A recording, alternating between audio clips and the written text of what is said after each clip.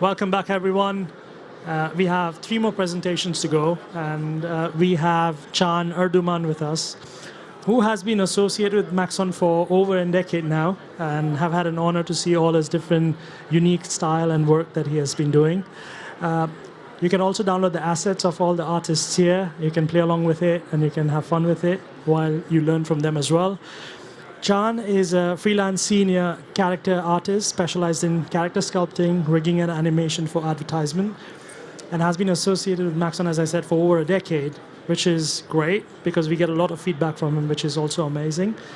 And we'll be talking about creating characters for a real-time eSport World Championship. Thank you so much. Hello and welcome to everybody here, and hello, welcome to the stream. And let's get started. I would like to show you first what we are talking about. So we have a brief introduction. Who am I? Who are the guys I'm working with? Who's the client, which is the company Bright Studios? And then a brief introduction on what an eSports World Cup is in the first place. So after that, we will go to the different characters we created. So obviously, on an eSports World Cup, you create characters for a game. So we have 3 game characters and the mascot, I would say. So this is basically me. I'm a freelance character artist in business since 2006. I started with the old school programs like Max and Maya and worked my way around. And then I switched to Cinema 4D in a university because the professor made me. But I didn't regret it. I loved it so much. I'm still using it so much later. And yeah, I'm a beta tester, as Karen mentioned, working with Maxon closely, developing Cinema 4D, giving feedback since around 2013. And what could I say? I simply love characters. And I don't know if the characters are moving like me or I'm becoming slowly a character myself. I don't know. So this is my work, or a portion of my work. It's mainly advertisement and commercials, and some free projects also. But you might know me and my team of freelancers. We have our office here, the Feuerwache, which is a former firefighter station, and we cooperate whenever it's possible. So we are like a freelance army to hire, and we can scale up our manpower if needed. And you may know us from the Artista movie we did 2020 together as a team. And for this project, the eSports World Cup, I needed to get another guy from my freelancer network. And as you already learned, Bianca, you saw her presentation before, maybe. It's the exact same event. So she was doing the art direction and everything, but she was already on board. And when it get to sculpting, it was like slightly over my head. So with all the rigging and animation also, I approached Alex, who's also in our freelance office space, doing particularly only character animation, but at a really good level. And Lars, who's also specialized in sculpting, texturing, and modeling on a really great scale. We worked together on several occasions. For example, with Lars, I worked on Checker Tobi for IX Sponsor, the great studio in Munich. Greetings to you guys. And also the bug we did there also together. With Alex, I did the Latista, as I mentioned, and the Blue Elephant was a very nice commercial we did together in Lisbon.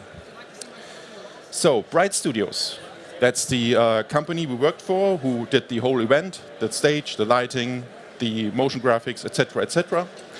And what I noticed first was there were a great team of individuals working together on a grander scale, which is really important for events, because when you travel there and work there over hours and on a huge stress level, it's really important to be good-mooded. The company itself specialized on visual design and technology solutions, and mostly, I would say, real-time solutions, because the stage and event thing is kind of the thing they go to. So it's what really is important is augmented reality for this talk. So here's a demo. So this is what they do, basically. doing the virtual production, kind of famous through Mandalorian series, but the other way around. So the characters and motion graphics do leave the screen instead of being in the background. They also do virtual production. So they have a huge studio back in Frankfurt where you can just hire them and you have the entire stage for yourself, along with the kitchen, etc., etc. Let's go to the esports event. So this started briefly 1980 with the Space Invaders World Cup and some kids fighting it out for each other. So it's kind of niche and was really small. But as things happen, this gets greater and bigger and bigger and bigger. And with both the gaming industry and the gaming itself leaving this niche, it's really huge and popular now, which I didn't know before that. So the competition we did, we worked for, was an 8-week competition from July to August. So lots of players, 1,500 contestants, 60 millions of prize pool. If you put it in general, it's like make everything awesome and bigger.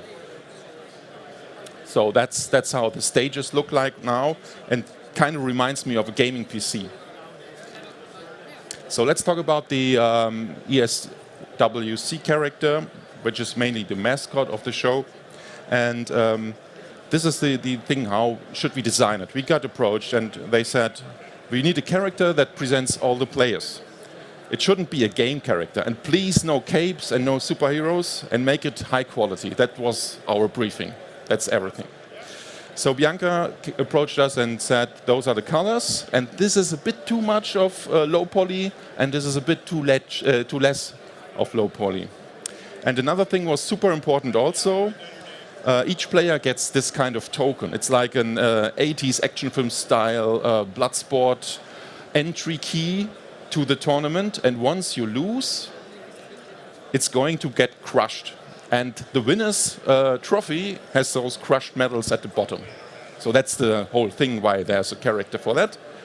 And after some design issues or design loops, we came up with this. So Lars modeled this in low poly mode, and we then baked all the details in here. So you have the curvature, and you see in Substance Painter how this really takes an effect. Here we did the coloring and texturing, and Lars came up with the great idea to have those fine golden details that give you extra, bling bling, I would say. And here are some variations of that. So we quickly put out those and discussed it as a team.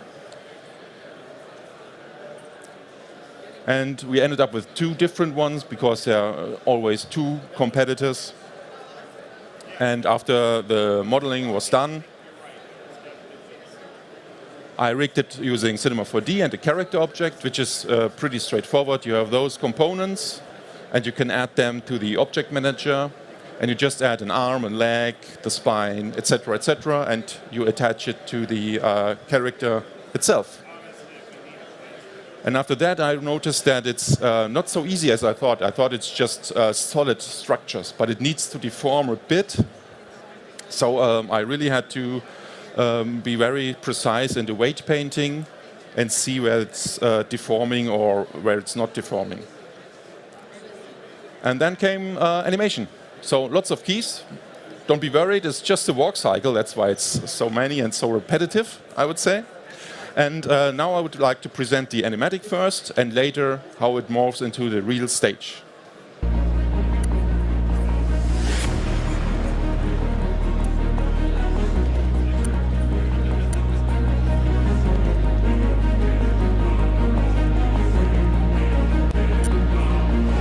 So this is the heart maybe, which is what the main thing is, and the characters approach it and give their life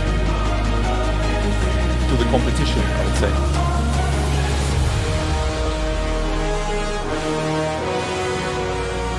And now it morphs to the stage. This is how it was seen on the stream.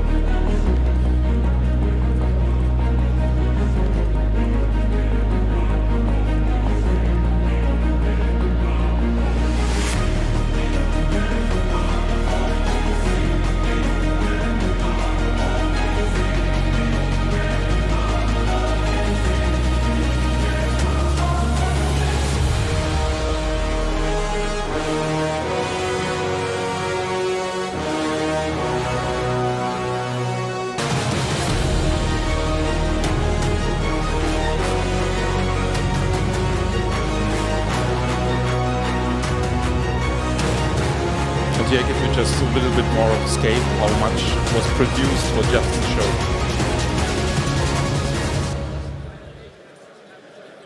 So next one, Dota 2. This is the first game I actually know they played. And I played a lot of games. So this is really special. So they said we need 2 Unreal compatible characters, and we need the game characters to be turned into epic marble statues.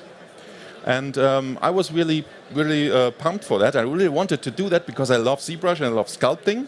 And they said, okay, let's take this character and turn it into this character. And like, let's take this character and turn it into this character. And I was like, yeah, oh, I don't know if I can do it this good. And so I said, Lars, can you do that, please? And Lars also loves ZBrush, and he started doing modeling on the characters. So first he did a retopology, which is then a safer 3D mesh for deformation and to put our textures and all the details on. He then created the UDIMs, UV layout, so everything is in place and now it's belong. And then he started sculpting and adding all the details. And he added a lot of details, even those seams over there and everything. And here you see how we bake it all down in Substance Painter.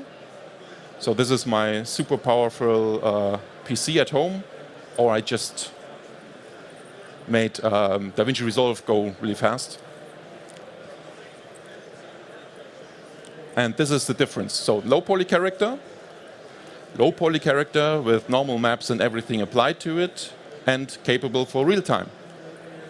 And you can see how the light wanders around it, and each facet and detail is preserved.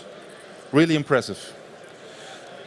This is from Substance Painter directly, and you see how the difference is made being used the normal map.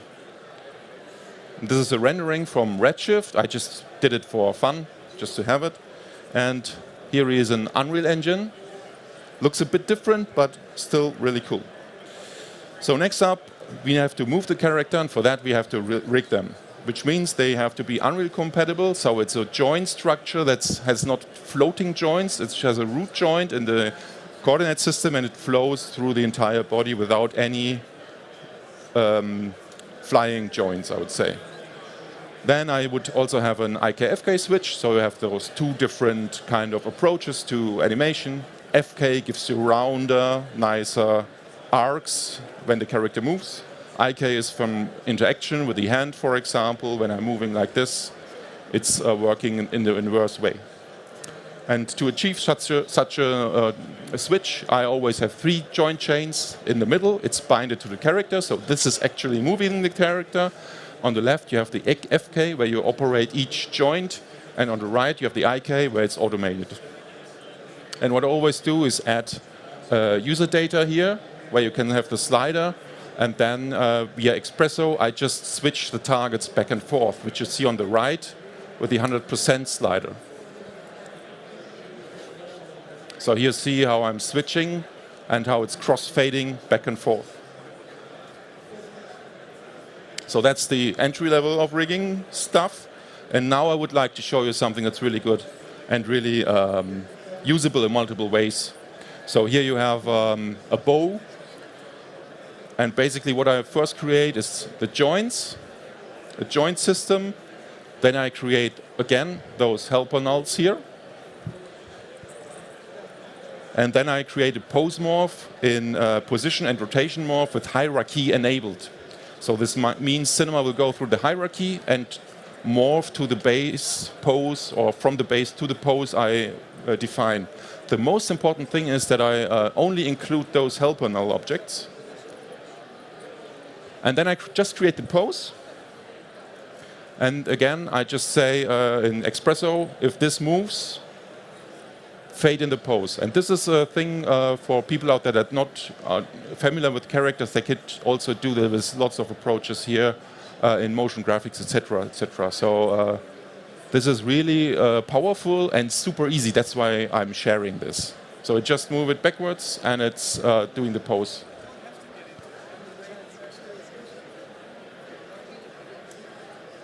The maze was a bit more complicated. That's why I'm not going so much into detail, but it was 2 spline IKs.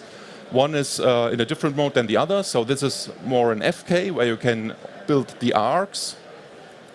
And the other one underneath, you can still edit it a bit and change it out. And this is, for example, when it hits and it goes back again. So there you can sculpt the flow of the chain. And with everything done, it's ready for animation. So as everything in art, it goes from rough into detail. So we do have only the storytelling poses, minimal effort, maximum result with the poses if they are good. Then we have the block out, it's tighter. And then we have the polished animation, which is great and looking good already then. And then comes the event, the most stressful time. But I've already my invoice out, so I'm early in the chain, so I'm off the hook. And here's the blockout phase, and you can read underneath what's going on.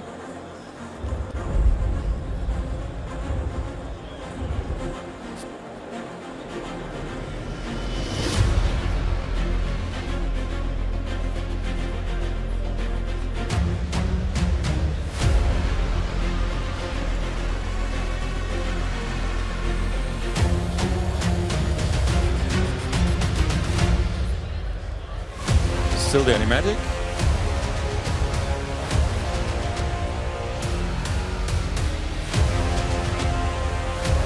And now we're on stage.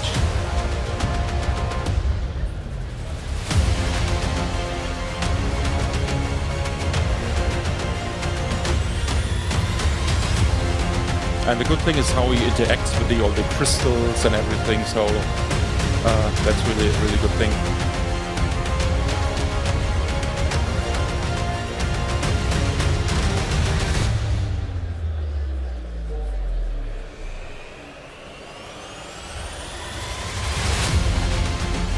And as a bonus, I added also some motion graphic stuff for you to see on the event itself.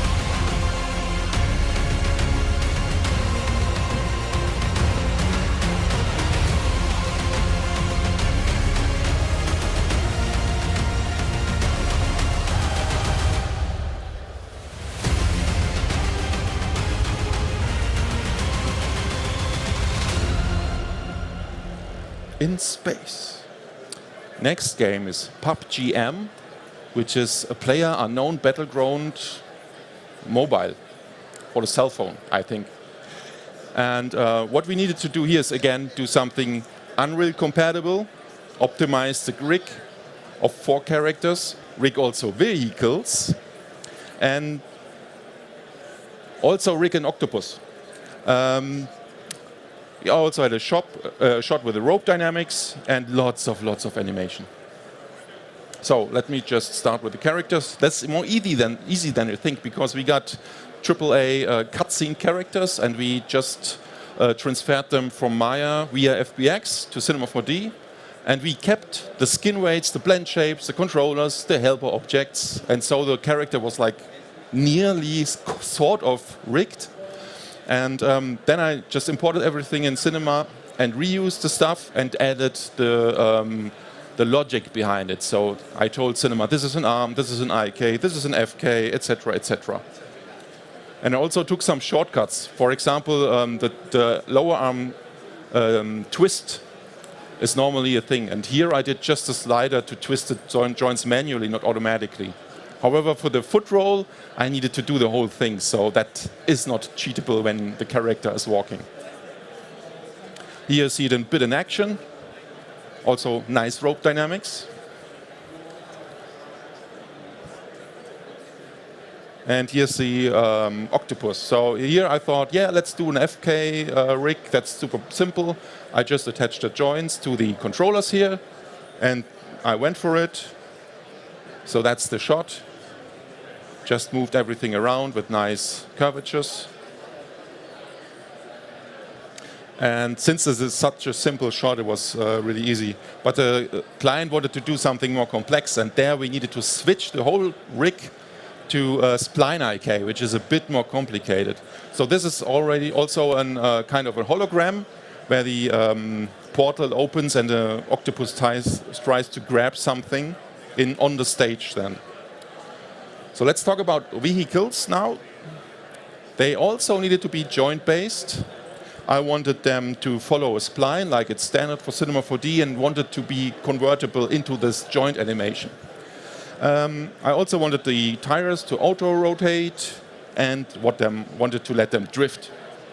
So here's the solution, how I managed it. It's rather simple. You just constrain the second joint and let the joint rotate towards it. And that's mainly it. And for the tires, I did something funny. I found this Dutch website, Base 80, which is like over 10 years ago, and they had this tire. And basically what it does is it takes the global coordinates of the tire from the last frame and subtracts the current frame from it, so it gets the distance, and then it takes the diameter and calculates the rotation out of it. So that was back then it was really nice, and I still use it 10 years afterwards. So that's the car rig. So you have the spline where it's just moving around. You have the rail on top where it's rotating towards. You have my favorite drift controller and the steering wheel, and the character is already steering alongside and can still wink and say hello. So that's possible. The wheels are freely turning and can be moved away, whatever. And the suspension also works very well. I did some test animations. The clutch, go. And as you can see, I added something, and that was the springy plugin from Orestes. This is pretty good. What it does, it takes this animation here and calculates an offset. So it's like a pseudo kind of dynamics. So you see from the stiffness, you get this wonky kind of thing. And this was really perfect for our drivers. But not only the drivers, if you take a look at the right side, the motors are kind of jiggling and walking around there, rotating. And that was quite cool without any effort. We baked that into all the joints, and that was really it. And now, with that done and everything is working, I started working on the animatic. And so here's this. I loved that jump. And I loved how fast everything was and how action-like it was. Normally I do commercials, so it's always just smiley faces, right? And this was done by the team. That wasn't me. Here again, that's me with the vehicles doing something, character animation stuff. And without further ado, let me show you the final thing.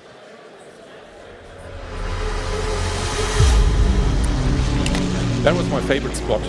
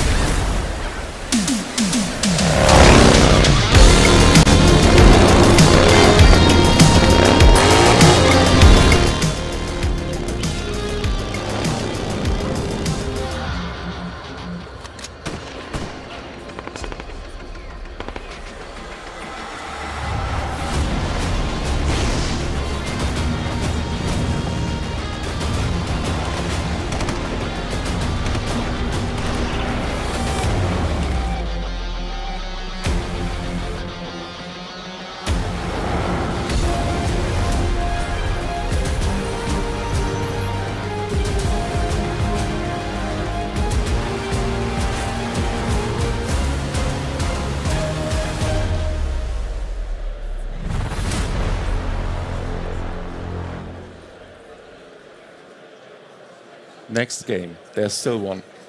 So this was really at the end of the production, and we suddenly got the request, we have another game to do. It's 5 characters. And so we needed to tackle this. 5 characters, realistic characters, and lots of animations.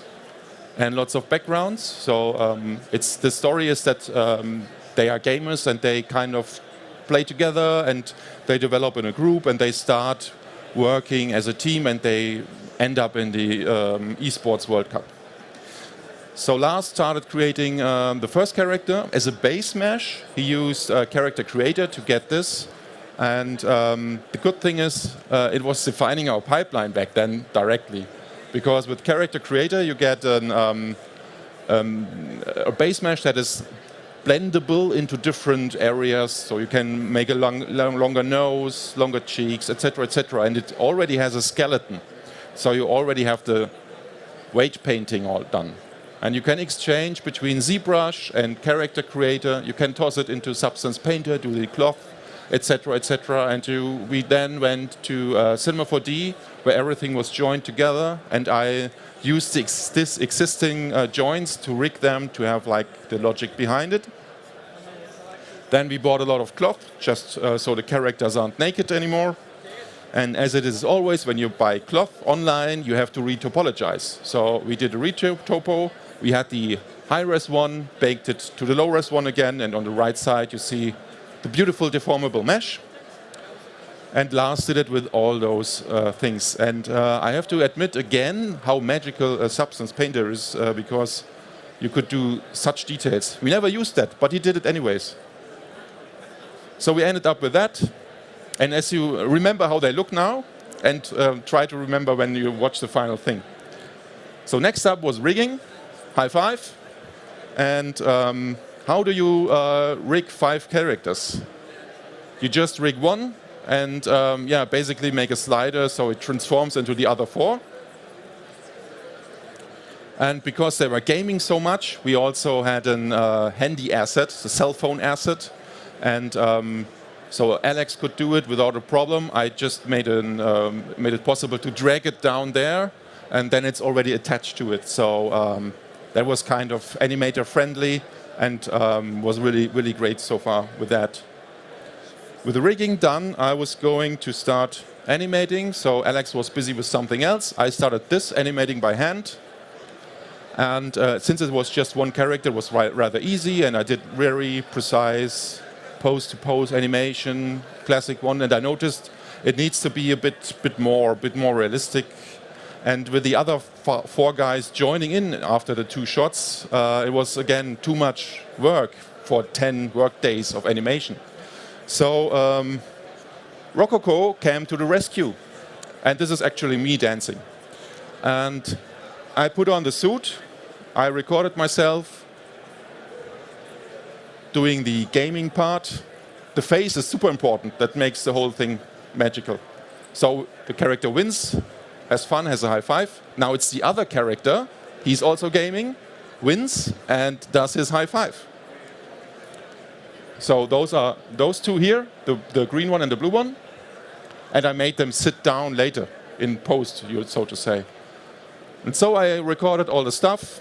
And the fun part is you see me always go to the laptop or to the computer and turn off the recording. So with everybody gone, I can continue.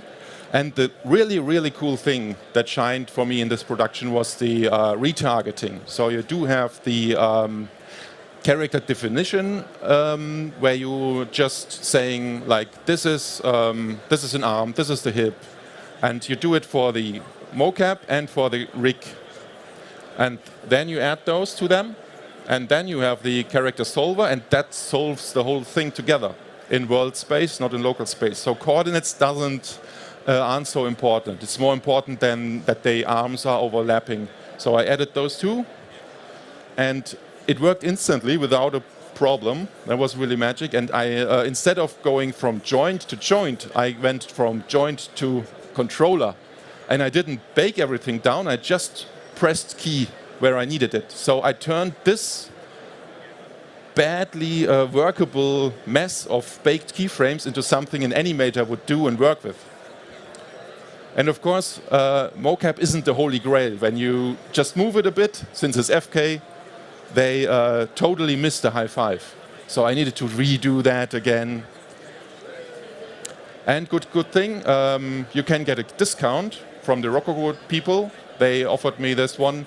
If you type in RKK for Rococo _Jan, you get a discount. Or you could also try the Indie Creator Bundle Rococo is offering. And here's another thing. Let me just check.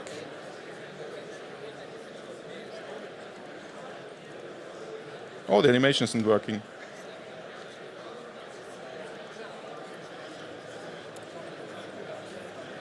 Let me just check once more. Then I'll show you the final thing.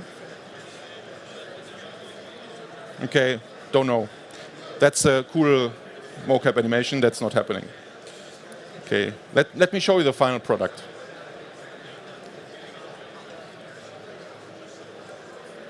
Ah, it's not working also. Let me just restart. Now it's working. Ah, okay. Okay, here's the animation. So that was really done in, I don't know, one evening. I had all the animations done. It's rather simple, and animating this by hand does not make so much sense.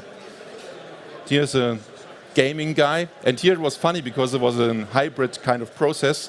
The feet were hand animated, and I also made him sit down. So that's something that was really interesting for the whole process on how this works. But the waving of the arm is kind of a good thing to do in mocap. And here's the final animation.